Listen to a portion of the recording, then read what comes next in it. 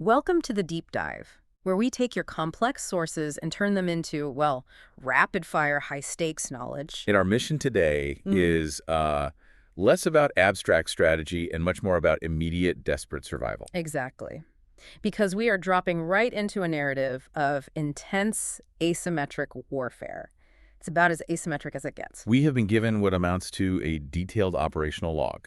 It's narrative excerpts from Doctor Who and the Planet of the Daleks, specifically the novelization. And we're treating this source not merely as fiction. We're treating it as an acute tactical brief.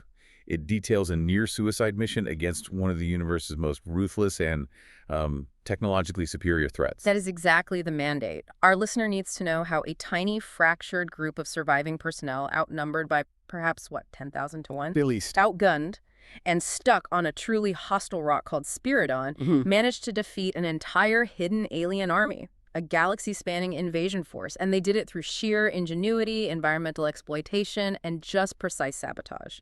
The initial mission statement the Souls accepted was bleak enough, going up against their old enemies.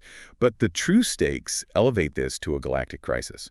So our task is to quickly extract the core strategies for survival and, ultimately, success. Right. When you're facing an enemy that is technologically overwhelming, militarily absolute, and present in truly staggering numbers, we have to systematically look for vulnerabilities in the threat and, I guess, unexpected opportunities hidden within the environment itself. And we drop right into the immediate high-stakes situation, which is a state of total vulnerability. Yeah. The protagonist, Jo Grant, is stranded inside the TARDIS. She's alone. Completely alone. And her friend, the Doctor, is critically injured after a sudden Dalek ambush. The description of his state is chilling. He is lying on the couch, still as death. Yeah. She can find no pulse, no beat from either of his hearts, and his skin is icy cold. I mean, this is immediate, debilitating psychological trauma for the Resistance before the battle has even begun. And this specific condition is immediately crucial for understanding the context here. I mean, to an ordinary observer, any human, the Doctor is simply dead. Absolutely. No pulse, no heartbeat. That's it. But Jo, having traveled with a Time Lord, she recognizes this for what it must be. It's a deep, mysterious healing coma. It's a necessary kind of last-ditch process that happens after what the text calls exceptional damage and stress. So she's clinging to this tiny shred of hope that it's a regeneration process. Yes, she has to. Because if it's not, the mission, everything, it's already over before it's even started. And while she's in this state of terrified limbo, she's documenting the crisis in the TARDIS log recorder. And this little device becomes important later. It's a small black box with a crucial built-in atomic power source. Right. But the ship itself is behaving erratically. Lights are flickering, controls are moving on their own. Which suggests his people, the Time Lords, are operating the ship remotely. They are forcing a landing on Spiridon. So this destination isn't an accident. Not at all. It is predetermined. It's likely a strategic requirement for the confrontation that is yet to unfold. The TARDIS is being strategically placed. And as soon as Jo steps out onto the surface of Spiridon, the planet itself demands immediate strategic assessment. I mean, this is not a passive location, is it? No, it's an active biological weapon. It's hostile to almost all life. And it serves as an immediate form of defense that the Resistance has to overcome before they can even think about engaging the actual enemy. Okay, let's unpack this environment. Spiridon is designed to kill you before the Daleks even get a chance. What are the immediate environmental threats, and what kind of strategic burdens do they impose? Well, the planet has this profoundly aggressive duality. When the TARDIS first lands, the environment is murky green and chill, almost, temperate. There's really nothing too alarming. But within moments, the light changes dramatically to an intolerably hot yellow glare as the sun rises. You get these massive, rapid temperature swings. And that environmental volatility isn't just like a meteorological curiosity. No, it's the fundamental feature that defines the Daleks' ultimate weakness. It's a vulnerability that the Resistance has to just file away for later exploitation. And the plant life. The plant life is immediately hostile. It's not passive foliage. It's a rapidly reacting, aggressive defense mechanism. Precisely. We see these spongy, fleshy plants immediately register the arrival of the TARDIS as a threat. They initiate a highly specific defense mechanism. They emit a sinister hissing sound, and then they proceed to spit a thick, white, viscous liquid onto the ship's exterior. So it's not just sticky or irritating. This fluid is basically a potent bioweapon, and it demands resources instantly. It creates a profound, rapid infection risk. When even a few drops of this liquid hit Joe's hand or her coat, the white fluid immediately converts into a thick green mold or fungus that spreads alarmingly fast. Oh. The text describes how this contagion quickly drains her strength, causing sickness, a high temperature, and debilitating giddiness. I mean, Joe is a physically resilient character, and she suffers severely until she receives emergency treatment from Terrance, the Thal doctor. How does he treat it? With a highly specialized aerosol spray. It's the only thing that works. So just surviving the first 5 minutes on the planet requires specialized countermeasures. The environment automatically imposes a heavy logistical burden. You need dedicated medical personnel and non-standard equipment just to operate outside. Absolutely. Traditional first aid or basic shelter is completely useless against this virulent, quick-acting mold. You are immediately weakened, and you're consuming vital resources right from the get-go. And it gets worse. It scales up the threat dramatically with genuinely carnivorous threats. You mentioned the python-sized threat in the outline. This is a horrifying detail. The threat isn't an animal, it's a giant hairy tentacle, and it's coming from a massive, fleshy, orchid-like growth some 20 feet across. A plant. A carnivorous plant. It attacks one of the Thals, Weber, capturing him and hauling him remorselessly into the jungle. The lesson for the resistance is immediate and absolute. Vigilance against the flora has to be equal to the vigilance against Dalek patrols. So survival on Spiridon is a three-dimensional fight against technology, psychology, and biology. Right. Given this extreme hostility, how did any native life forms, and eventually the surviving humans, manage to gain any kind of intelligence or countermeasure capability? They adapted and weaponized the environment itself. The eye plants are a fascinating example of this. They're kind of natural, specialized intelligence gathering system. Eye plants. Yeah, they're common reed-like growths that have these pupil-like centers which open as if in astonishment. The Thals quickly realize these plants only react and open their eyes whenever the invisible Spiridons approach. So they're a motion detector, but for invisible things. Exactly. This makes them a natural, untraceable, and highly effective early warning system for enemy patrols, which the Resistance adopts immediately. So the hostile environment gives birth to the ultimate survival adaptation, and that adaptation belongs to the native Spiridons themselves. Indeed. There are ancient ruins that suggest a past, possibly high-tech civilization. But the key to their modern survival lay in developing invisibility as the ultimate survival technique. This isn't just a simple cloaking device. No, it's a fundamental defense mechanism against a world that is constantly trying to consume them, a world where the only safety is not being seen at all. Which brings us to the Daleks. The enemy is drawn here not for resource acquisition or planetary domination. They're here for a very specific piece of intellectual property. Precisely. The Daleks came to Spiridon specifically to study and reverse engineer the native Spiridons' invisibility. This technology, if they could successfully mass-produce it and apply it to their vast invasion forces, it would be critical to their future war efforts. It would turn their armies into ghost armies. Exactly. So what did the Daleks manage to learn about this invisibility technique, and what were the limitations they ran into? The mechanism is explained as generating some kind of specialized anti-reflecting light wave technology. They succeeded in replicating the effect, but they faced major operational constraints. Like what? First, generating the necessary field requires enormous amounts of power. They can't sustain it long without draining their internal atomic power sources. And second, subjects often fall victim to light wave sickness, which suggests the technology is unstable and damaging to organic life. Which is a minor issue for the Daleks, but a major constraint on their enslaved Spiridon workers. A very major constraint. Right. We get a physical demonstration of this limitation when the Thals discover a trapped Dalek unit, which the Daleks had to paint blue and gold just to make its shape visible at all. That's ironic, given the Thals are trying to hide from the invisible Spiridons. It showcases the technological fragility. They have a brilliant weapon concept, but its implementation is resource-intensive and prone to failure. Initially, the Thals assume they are only facing a small scientific party of about a dozen units conducting this research. They believe they're on a mission of precise counterespionage. That's what they think. But here's where the deep dive transitions from a localized skirmish to a galactic defense operation. Because the true threat is exponentially larger. This is the strategic reveal that must immediately terrify you. The Doctor, after regaining consciousness and getting some intelligence, he discovers the real purpose of the mission deep underground. They infiltrate the lowest level of the Dalek base and find a massive structure, referred to chillingly as an arsenal. And this cavern is filled with... Row on row of Daleks. The scale is just staggering. It shifts the stakes from eliminating a squad to neutralizing a planetary threat. It is an overwhelming number, estimated conservatively at 10,000 Daleks, standing silent and motionless. This isn't a small research unit.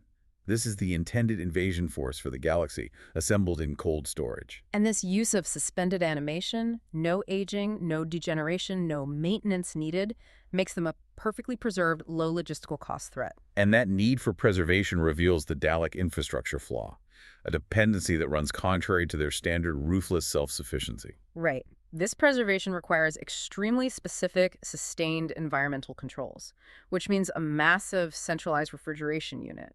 Critically, the underground city was built specifically to exploit a natural planetary feature, the Isokano. Terran describes this as a natural phenomenon unique to Spiridon. A cold volcano, as the narrative calls it. That's a perfect, yet terrifying analogy. Let's dedicate some time to explaining the physics here, because this is the absolute linchpin of the Daleks' failure. Absolutely. The planet's core is composed of a solid mass of allotrope ice. Now, this isn't regular water ice. It's a unique, unstable form of ice. Allotrope. Yes. And due to the immense subterranean pressure from the planet's core, it remains liquid, even though its temperature is massively sub-zero. You should think of it as a super-pressurized thermal battery that stores immense amounts of cold. So if that pressure is maintained, it stays liquid and stable.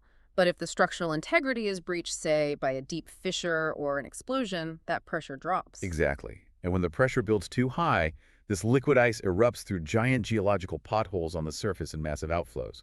Hence the Isokano, the cold volcano. And the Daleks, with their characteristic single-minded efficiency, identified this zone as the coldest possible spot on the planet. They built their massive refrigeration unit directly next to this unstable feature to sustain the low temperature necessary to keep that entire 10,000-strong army frozen and perfectly preserved. So their strategy, their entire invasion plan, is completely centralized around one point of failure: their reliance on this infrastructure built right into the planet's own instability. Right.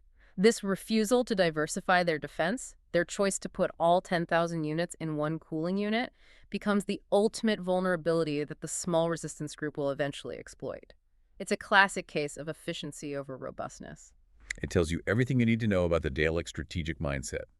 They calculate the most efficient path to conquest, and they assume their technological superiority makes them immune to external forces. They accounted for the environment, but failed to account for the ingenuity of desperate, resourceful, human-led resistance.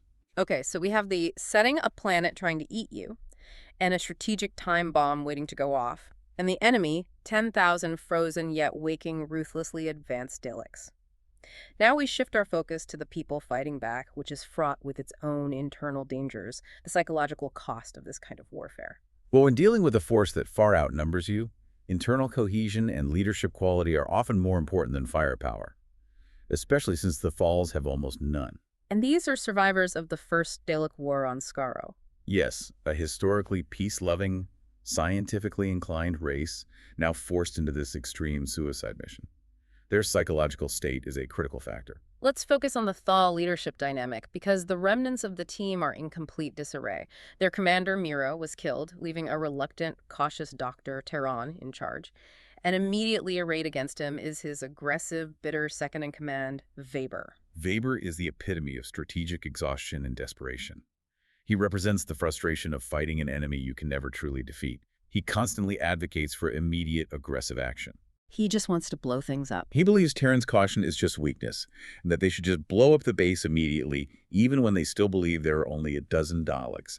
He is tired of running, tired of hiding, and desperate for one final, cleansing act of defiance. Terran, on the other hand, is struggling with a profoundly human leadership dilemma, this internal conflict that he fears will compromise the mission. When Rebek, a later arrival, and his former fiancée shows up, his fears are voiced plainly. It gives us a deep look into the strategic vulnerability of empathy. It does. He tells her explicitly that because he loves her, he might hesitate to take risks, necessary risks. This is the core of his self-doubt.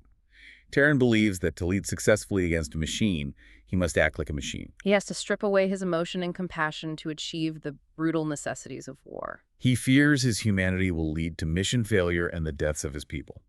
But the Doctor, recovering from his coma and synthesizing this psychological dynamic, he offers Terran crucial counsel that completely overturns conventional military wisdom. The Doctor understands the strategic implication of Terran's fear.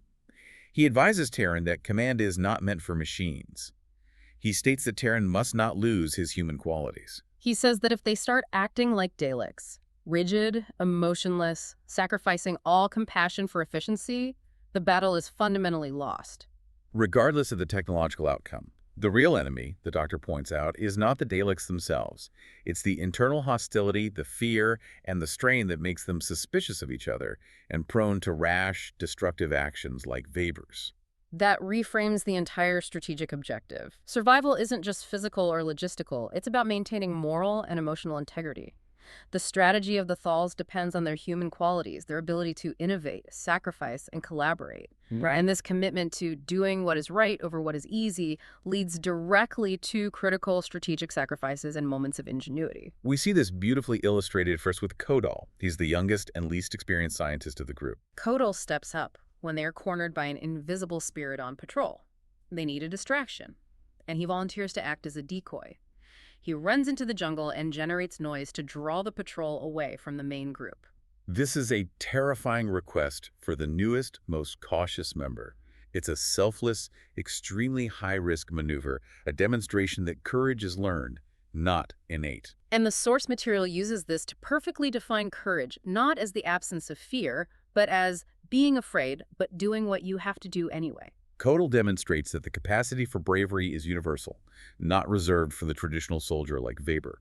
It's the moral commitment, driven by empathy for his comrades, that provides the strategic advantage. And then there is Marat's defining final act. The group is trapped on level 0, attempting to fuse massive security doors closed before a Dalek patrol reaches them.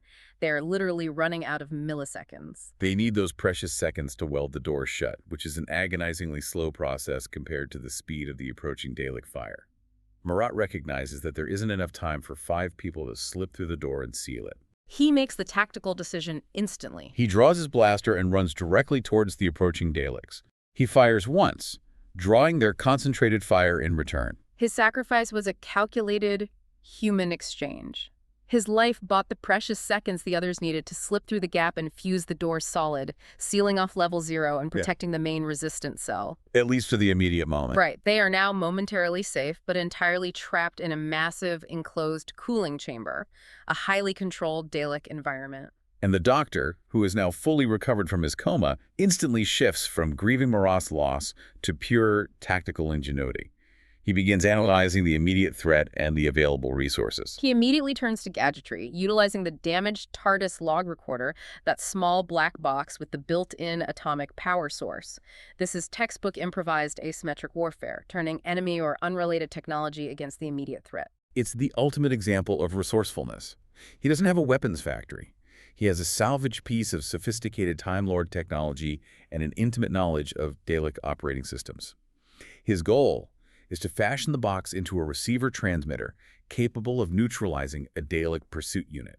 And the mechanism is complicated. It requires a deep understanding of radio frequency physics. He plans to dismantle the circuitry, reverse the polarity, and convert it to a receiver transmitter with positive feedback. Yeah. We need to unpack that. I mean, think of it this way. A Dalek's actions are governed by high-frequency radio impulses. It's essentially sophisticated remote control signals running through their own systems. Got it. The Doctor takes the log recorder, which is a powerful emitter due to its atomic power source, and he reverses the polarity. Mikro. This means he flips the direction of the electrical current, or the magnetic field, transforming its output function. And then comes the positive feedback. Right.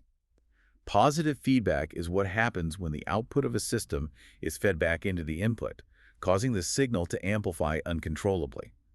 Imagine holding a microphone too close to a speaker, that painful, high-pitched shriek. Right, that feedback loop. The Doctor forces the Dalek's own movement and guidance impulses to feed back into its system, amplifying wildly until the impulse system overloads. The narrative calls the result a nice little brainstorm. It's catastrophic. The Dalek loses all control, thrashing violently until it crashes and burns. This tactic is extremely effective at neutralizing a single, pursuing Dalek in a confined space. It highlights that the Daleks' centralized, rigid systems are incredibly vulnerable to highly targeted, improvised electronic disruption. Once they've dealt with the immediate Dalek threat in the cell, they are still trapped on level 0. The Daleks are using heat rays to cut through the enormous metal door. The Doctor looks up and spots a new opportunity. The massive, smooth ventilation shaft leading to the surface. It's an immense, sheer metal chimney, far too wide and too smooth to climb by conventional means. This is where the plan becomes truly bizarre. It requires lateral thinking that only an enemy free of conventional military doctrine would attempt. The Doctor realizes that the cooling mechanism they are in, the refrigeration unit, creates a natural, constant, extremely powerful updraft in that shaft. So instead of fighting gravity, he decides to weaponize the HGA system. He's turning the vertical shaft into a gigantic, controlled wind tunnel. He finds large protective plastic sheets, which were covering repair machinery, and plastic ropes. He quickly designs what he calls a parachute for going up, not coming down. A parachute balloon. Exactly. The concept is simple. Create a large surface area capable of catching the powerful updraft. And to ensure maximum lift, he boosts the massive refrigeration unit to maximum power. This creates a steady, near hurricane force gale flowing up the shaft, strong enough to provide lift for the entire Thal group and the Doctor. They float slowly up the immense metal chimney, narrowly escaping the Daleks who are cutting through the door just as they lift off the floor. The timing is surgical. But the escape isn't yet complete. The Daleks, realizing their prey is using the ventilation shaft, dispatch a heavily armored pursuer on an anti-gravitational disc up the chimney after them. The Thals and the Doctor are now racing against time and the disc.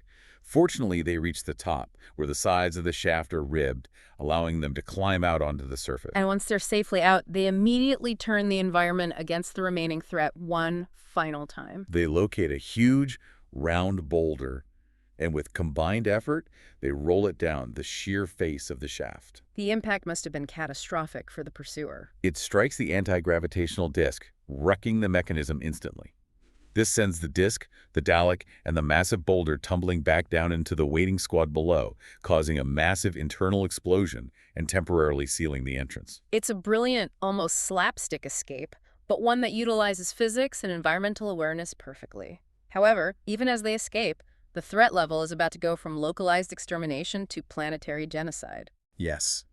The escape of the Thal unit and the continued interference signals to the Dalek Supreme Command that the situation is fundamentally out of control.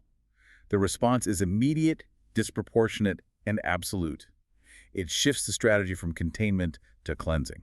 This marks the true ultimate threat. The Dalek Supreme Command decrees the preparation of a bacteriological weapon designed to destroy all living tissue on Spiridon. This is total war, intended to eliminate not just the Thal resistance, but the entire planetary ecosystem. This decision reveals the Daleks' zero-tolerance policy for failure. If they cannot control the planet, they will sterilize it, preventing anyone else from utilizing the invisibility technology. This includes the Thals, the wild animals, and, crucially, the enslaved native Spiridon workers who were critical to the base's operation. So before they release the weapon, they must safeguard their own forces and essential personnel. This requires an elaborate and centralized immunity protocol. Exactly. This requires a specific preparation. The Daleks and their enslaved Spiridon workers were to be immunized via a specialized gun-shaped device that released a fine mist of synthesized antibacteriological elements, providing instant contact-based immunity. And this is a massive, complex chemical process, which the Thals realize must have a single point of failure. The lab where the culture is being grown and the immunization agent is stored. Right, and the threat is on an agonizingly tight timer. The culture for the weapon would be ready for atmospheric release in 1 Spiridon day. This forced the resistance to realize they couldn't just escape the planet, they had to prevent the release entirely. This ticking clock leads to one of the most profound and poignant acts of self-sacrifice in the entire conflict. It comes from Wester, one of the invisible Spiridon resistance fighters. He had previously risked his own safety to nurse Jo back to health after her initial fungal infection. Wester, understanding the gravity of the biological threat, immediately puts strategic importance above his own life. He risks everything to deliver this vital warning to Jo and the Doctor. Knowing the layout of the complex, he infiltrates the Dalek city on level 4, heading straight for the science lab. His invisibility, the ultimate survival technique of his species against the hostile flora, becomes the perfect tool for sabotage in the one place they cannot afford interference, the highly secured science lab. He gains entry, and using his invisibility, he's able to move freely, observing the Dalek chief scientist preparing the immunization protocol. He seizes the immunization gun itself, which is mounted on a trolley right next to the deadly culture. And the genius of his strategic suicide is not just destroying the culture, it is contaminating the environment before the Dalek science team can immunize themselves. He doesn't just destroy the weapon, he turns it into a self-destruct mechanism for the science division. Wester makes the ultimate sacrifice. He smashes the immunization gun down onto the trolley, holding the bacteria culture jars.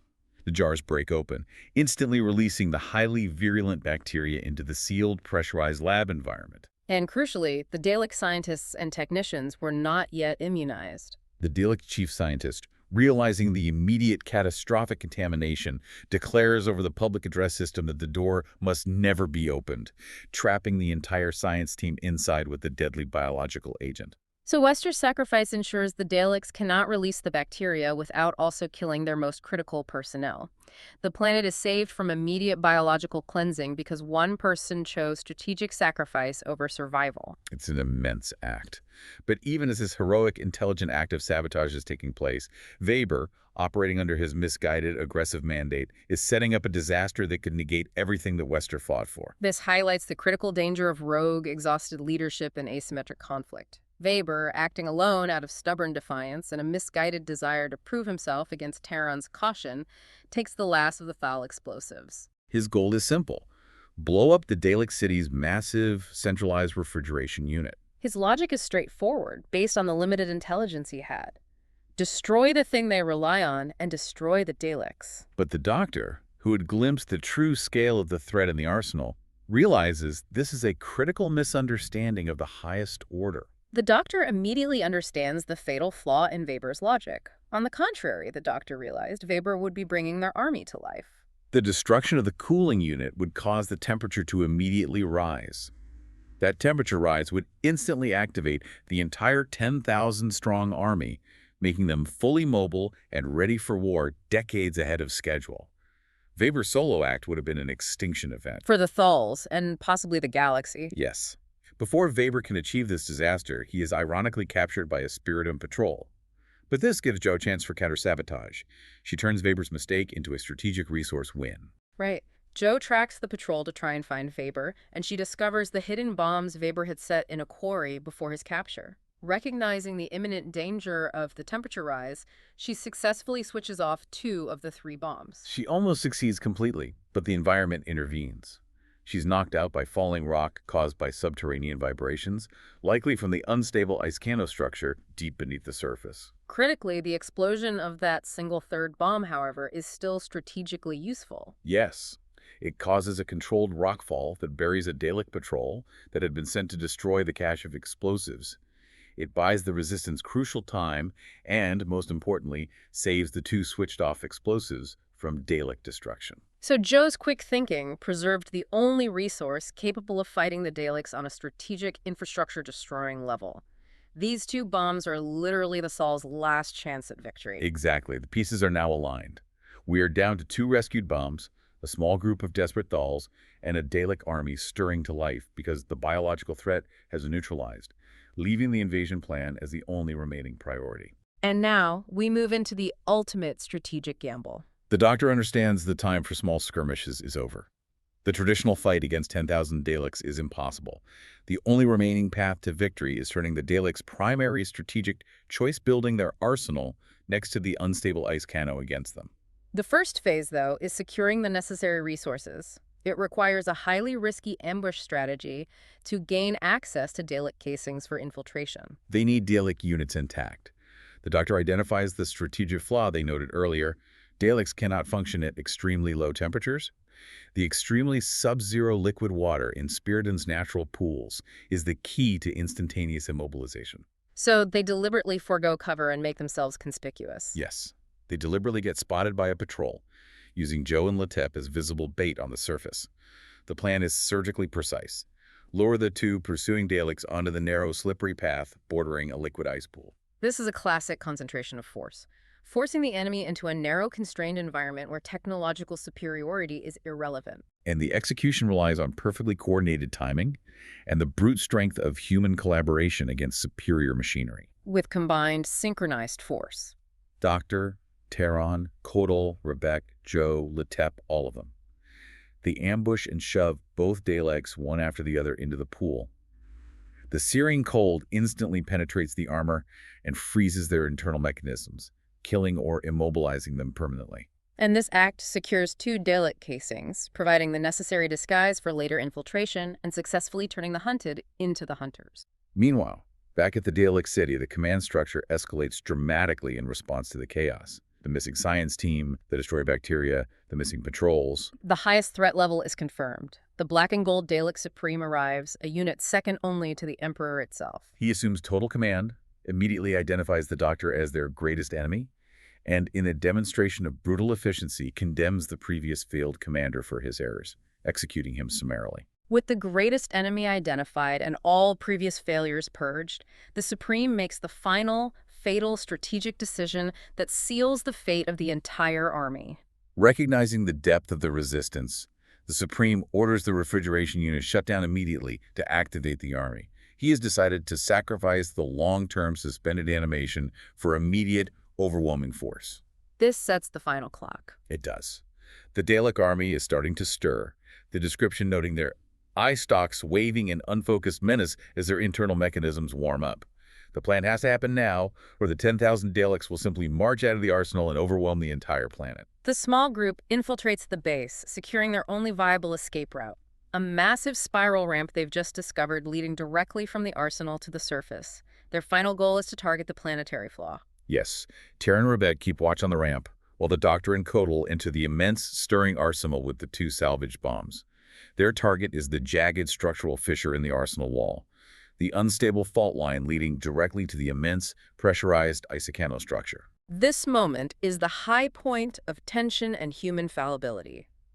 Kodal, nervous and focused on his task, fumbles the final bomb. The text describes the small bomb, which represents the entire fate of the mission, rolling precariously among the feet of the slow-moving, waking, still unfocused Daleks below. This is where the Doctor's character shines through, moving beyond strategist into active hero. He performs a risky, immediate leap down into the crowd of metal tanks. A ghastly slow-motion football game, retrieving the bomb just seconds before a Dalek can crush it under its tread. He secures the last chance for success, climbs back onto the catwalk, and Kodal fixes the timer, setting the single remaining Thal bomb for 30 seconds. The Doctor places the bomb deep inside the jagged fissure, precisely at the fault line of the unstable isocano structure. The structural analysis is perfect. As they run for the spiral ramp, the leading Dalek patrol, sent by the Supreme to investigate the disruption, draws level with the fissure, completely oblivious to the ticking bomb. The detonation is perfectly timed and devastatingly effective, but not for the reason the Daleks expect. The bomb explodes. The blast itself blows the immediate Dalek patrol into the cavern, but the real damage is structural, precisely where the Doctor intended. The blast causes the fissure to rupture, finally compromising the structural integrity of the isocano boundary. And Terran, who struggled so profoundly with the weight of command and his own humanity, receives the Doctor's final counsel. It's a powerful reflection on the true meaning and cost of their victory. This is perhaps the deepest insight gained from the entire operation. The Doctor reminds him, don't glamorize your adventures. Don't make them think war is an exciting game. Instead, Terran must tell his people the unvarnished truth. Tell them about the fear and the danger, the friends who won't be coming back. The victory is a strategic triumph, but the emotional cost must be remembered. It ensures the Thals remain a peace-loving people despite their necessary heroism. Terran's ability to feel fear and regret, which he once saw as weakness, proved to be their greatest strength. We also see the resolution of Jo's deeply personal journey. Letep, the youngest Thal, invites her to Skaro. He's offering her a life as a hero's companion, the reward for a job well done. But Jo chooses her own future. She rejects the life of continuous adventure and warfare, smiling tearfully as she says, "I'm sorry, Letep, I'm afraid it isn't. I like you very much, but I've got my own world and my own life to get back to." She chooses Earth, choosing a life defined by growth rather than endless conflict. It's a deeply personal resolution that contrasts sharply with the enemy's utter defiance. Even after suffering total catastrophe, an army buried beneath thousands of tons of ice, the city destroyed, the expedition wiped out, the single survivor, the Dalek Supreme, remains absolutely confident. The Dalek Supreme's final statement defines their existential threat and their core programming. We have been delayed but not defeated. The Daleks are never defeated. He immediately orders a rescue craft and preparations to free the army, demonstrating a terrifying, unshakable commitment to conquest that transcends immediate failure. Which raises our final provocative thought for you, the listener, to carry forward from this deep dive into asymmetric strategy. The Daleks view failure merely as a delay. They refuse to acknowledge defeat, even when their entire force is frozen solid beneath a volcanic flood. So is this unshakable commitment to conquest, this inability to admit a fundamental strategic failure, their ultimate strength because it guarantees endless resilience? Or is the refusal to learn from catastrophe, the inability to admit a flaw in their plan or their centralized infrastructure, their most profound inherent weakness that guarantees they will make the same mistake again and again? Something to ponder as you look at your own overwhelming challenges. Remember the lessons of Spiridon. Use the environment. Identify the single point of failure in efficiency-driven structures. Trust your ingenuity, and never mistake resilience for genuine adaptive wisdom. Until the next deep dive, stay informed and stay curious.